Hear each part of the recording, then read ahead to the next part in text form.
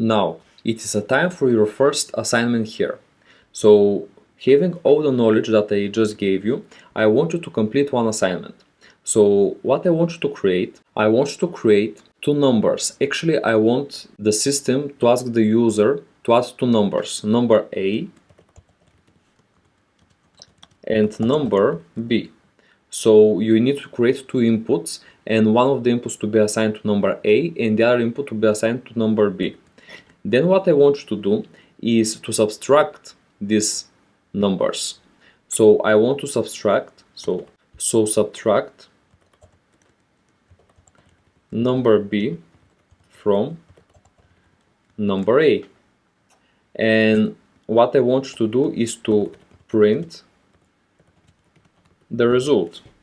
Okay, so try 2 minutes to do this yourself, and if you cannot do it, simply continue the video because I will show you how this is done right now. Now let's create number A.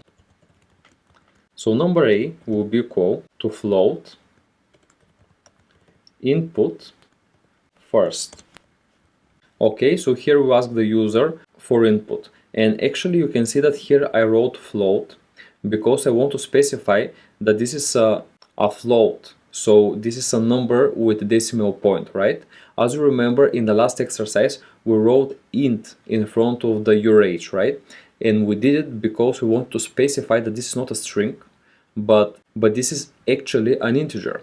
So in that case we want our first number to be float, so we have the ability to do decimal point, and also the second number will be the same. So number B equals float input second, and that's it. Now we're getting two numbers from the user. Then, since you have the numbers, you can simply subtract them. So let's write sub equals number A minus number B. And finally, let's print the result. So here I write result str sub. Okay, so the result, I'm going to print it as a string, right? And it is very important to specify this here, because if you don't specify that the subtraction here is a string, then it will not work, okay? Because we cannot combine integer with the result here, right? So that's it. Let's run our code and test it out. So here you can see we're asked for the first number. Let the first number be 10, and let the second number be 7. And here you can see that our result is 3. So we can see the result statement, and we can see the actual result, which is 3, with a decimal point because we specified the number A and the number B as float. You can also go further by doing an if statement and simply check if the subtraction is more than 0. Then you can print the negative number, and in any other case you can print a positive number.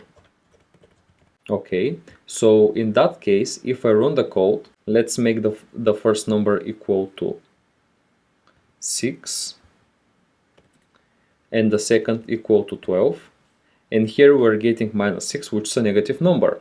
But for the if and else statements, I will concentrate later on in this video.